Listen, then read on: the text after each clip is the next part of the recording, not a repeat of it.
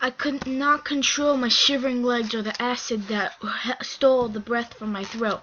"Death!" she hissed, and the foxes stiffened. "The master has spoken. All traitors will die." The foxes rolled onto their paws, preparing to fight. But who was there to challenge them? Where was my bold, courageous Ma? Where were Fa's protective jaws? I thought of my brother and wise old Great Ma. Where has my family gone? The vixen's lips peeled back as she snarled, revealing a row of serrated teeth. I gasped and shrank against the wall. It was a tiny sound like wings of a moth, but the vixen froze. Her head shot around. Her single great eye was gleaming with menace. It roved over the ivy and seized on me. Chapter 2. The vixen stepped nearer, a loping movement. One leg was too short, perhaps once broken. I folded it in on myself, becoming as small as possible, a speck of dirt on the wooden fence. I wished I had mastered Peary's tricks for disappearing. Had Vixen glimpsed me, would she pick up my scent? She paused only brush length in front of me. Fear coursed through my body in sickness waves. The Vixen reached out a paw and gnawed at a burr. Was it possible she hadn't seen me with that piercing gray stare? Her whiskers twitched. "Did you say there were only 4?" A tawny fox drew next to the vixen. The rest of the strange folk were still standing at attention, ready to pounce. The tawny fox had a slender gait. Her narrow brush dusted the ground. I noticed a strange scar near on top of her foreleg, a pattern like a broken rose, beautiful and ghastly. The appearance and the foxling's son. There was a great Ma, too. She had a jittery voice. I whimpered inside. Where is my family? The vixen's whiskers flexed with tension. Them and no others. Just one fox cub born into the Ma and Fa of the den. The slender fox's ears pricked. One cub. Karka, 4 foxes in all. Have you reason to think? The vixen wheeled around and snapped at her. I told you not to ask questions. The slender fox cringed. I'm sorry, she mumbled. The single gray eye glowered into the gathering darkness. For a moment the vixen took in the tall square building. That was the den of the fearless. Light flickered through one of the large spy holes. You never know who could be listening. The elders have eyes, hooded eyes everywhere. My heart thundered in my chest. It was all I could do not to turn and run back beneath the fence to the wild way. They would hear. They would catch me. The thick fox shook out her fur. I smelled cinder and ash. Our enemies will not get far. Tara's already searching. Traitors, all of them. She slammed down her forepaw. The other foxes threw back their heads. Their voices rose in haunting cackles. Traitors! They all cried. All of them traitors! I huddled to the earth as the vixen turned. She began to lead the others beyond the den, loping over the fallen branch to the wild way.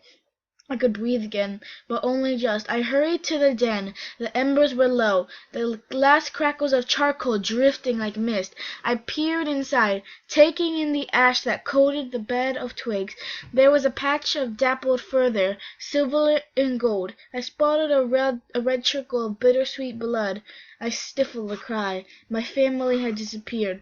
The scent still lingered on the bark of the tree trunks, the cold, bitter earth, the twigs on the soil. I turned to stare into the yard. The light was fading fast. The dusk a gloomy pelt that swathed the world of darkness. Ma? Peary? My ears rotated and I listened. I could hear a furless creature inside its huge den, barking in a low voice. But outside there was no reassuring yelp from my parents, no playful yeeps from Perry. Instead, I heard a rustle of leaves. There was movement near the fallen branch that led to the wild way. My heart leaped with hope. The saluti of a fox. It might be Fa. It might be. I made out small round ears and lumbering frame. In the vanishing light, the single great eye flashed green. My blood curdled in my chest. A foxling! I knew it! Suddenly she was flanked by others, who bounced along the branch out to the wild way. They stormed the patch, with jaws bared, howling and cackling. I scrambled around and bolted beneath the fence into the wild way, breaking through the long grass, past the tree where the beetle had scurried to safety. My legs flew beneath me as I dived under a hedge, skidding on the ground of the other side. I was beyond the wild way, on the hard stone paths of the furless, squeezing between their legs as they stumbled in surprise. They pointed and muttered as I flew past. I tried to avoid them, scrambling up steps and under hedges to the shadowy lands behind their giant dens. I sensed that the foxes were still behind me, edging along buildings just out of sight. I thought of Peary and our games, the safety and comfort of his muzzle on my neck. My pace quickened. My mind was a jumble. Why did those foxes come? What did they want? I was scarcely aware of the world that whirred past my whiskers. The buildings were all a blur. I knew only one thing, that my family was gone, that our den was abandoned. I had to find them. A mangler howled across the ground, thundered. I leaped across its path without daring to look. In an instant I was panting on the other far side of the deathway. I sheeted against a wall as the other manglers careened past, glaring at me with white eyes. Manglers were the greatest hazards of the snarl, boxy, hulking beasts with spitting paws and arched backs. They stared ever forward with bright, unblinking eyes, prowling the endless coil of stone paths we called the Deathway. Their bodies were strangely hollow, and the furless rode within them. Though the Deathway might look empty and quiet, one moment this was just another furless trap. Manglers were deadly fast. I remembered Great Ma's warning. The Death River claims more foxes than any other assassins. But the Deathway was everywhere, impossible to avoid. Its many claws etched paths through the snarl where shimmering manglers hunted night and day. I had to find the place where the Deathway ended, but no matter how far I ran, it was always there. What if it went on forever? My legs quivered with exhaustion, refusing to be still. I struggled to catch my breath. When I blinked I saw echoes of burning fires of the great snarl, the floating bright globes, the blazing eyes of manglers. It was a land of grey walls and hard dens, broken ground and thumping beats. My head spun as I clamped my eyes shut, waiting for the world to slow down around me. At least I eluded the foxes. There was no hint of their scent on the evening air, but in doing so I'd lost my way. I cowered as another mangler screeched past me in the Deathway. I wasn't supposed to be here. Great Ma's voice again inside my head, wrestling against the din of the great snarl. The Death River is the furthest, cruelest trick. Tread it rarely, never trust it, no matter how calm it seems. She'd be furious if she found out how many times I'd crossed it tonight. My brush sagged guiltily, but of course Great Ma wasn't where she should be either, not at the den. I remember the sharp tang of cinders, the scarlet embers that smoked without warmth, the trail of blood. I knew instinctively that the vixen with the grey eye would return to our patch with her hostile skulk. I was better off far from that place, and so was my family, if only we were together. It was neither day nor night in the land of the furless. No trace of sun remained in the sky, but the bright glows hung on straight-backed trunks, lighting to the paths of the furless. When it grew dark, I could hear their whispering hisses and could feel the faint vibration of their thumbing. Dark clouds eddied above them, sticky with their promise of rain. Clusters of furless stems blocked the horizon.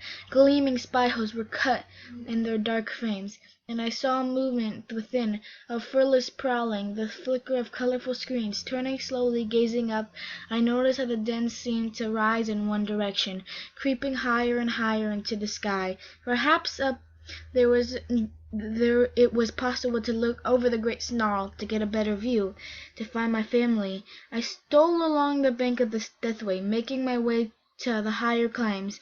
The great snarl was a grimy maze of fences and dead ends, of mesh and wire as sharp talons, the furless like their walls to keep them in, walls to keep others out. The great snarl was full of them. My legs were throbbing, but I couldn't rest. I trod along the greystone. I could feel myself rising, constantly rising, and when I looked back I saw the path behind me roll down the hill. I couldn't see far. A building blocked my view, but I was encouraged. When I reached the top of the great snarl, the world would be clearer. I'd know what to do. At last the ground leveled out into something that resembled a wild way. I was comforted by the scent of earth and whimpered with relief as my aching paws sank into the grass bank. This wild way was much larger than the one by our patch. The grass was strangely short, as it gnawed to stumps. It sprawled across the hill, with tall trees circled by colorful plants. There was a building in the middle, surrounded by fences. I turned to look over the snarl with a sigh. It was a twinkling constellation of bright globes. The ugly gray dens of the furnace had evaporated amid glow. In the distance I could see a huddle of towering buildings. They rose in strange shapes as they sparkled like frost. One was pointed like fox ears, another was round, but most were square like furnace dens, though even from this distance I could tell they were a great deal taller. Light shimmered from the buildings, enough to rival the sun. From this vantage point it was almost beautiful. I could not take sense of crisscross tiny gray lines beneath the bright globes of the snarl, which disguised the many tributaries of the Deathway. I squinted my eyes and tried to pick out details. Down there a sulk of foxes were haunting the greystone with their ash-tipped fur. Down there was my family searching for me. I lifted my muzzle to look for clouds. At last I saw the moon, a yellow ball in the dreamy sky. My brush curled around my flank. The clouds were drifting, cloaking the moon in the hazy pelt. Its light paled across the bright globes below. I turned to the building, head cocked. It was different from others I'd seen, and instead of the usual walls of the great snarl, I saw circles within fences of fences. Not the wooden kind, like the one that separated our patch from the neighboring wild way. These fences reached into the sky and looked as hard as stone. Each upright bar was evenly placed black railing. I padded toward the building, curiosity twitching at the base of my tail. A path cut between the grass, leading toward the archway over what looked like two great closed doors. I avoided the archway and skirted around the bars, for a few brush lengths before slipping between them with ease. It was as though I'd stumbled into an invisible mist. The air around me crackled with the scent of unfamiliar beasts, woody, fragrant, pungent, acrid. I raised my forepaw and hesitated. There were creatures nearby, lots of them. They weren't foxes, they weren't furless. I smelled pelts, feathers, and leathery skin. Instead of me, further bars and the cast darkness. I paused, struggling to disentangle the jumble of odors growing woozy with effort. I started to run back toward the Deathway. I didn't like this place. Then I heard the squawk, and my belly growled excitedly. Something tasty lived here. My ears pricked, and I stepped lightly on my paws. I could still sense the other creatures, from the strong fleshy scent that might have been large, even larger than the furless. I guessed they were sleeping, as I couldn't detect movement. I was careful not to disturb them. Well, that's the end of part 2. I will see you on the next part.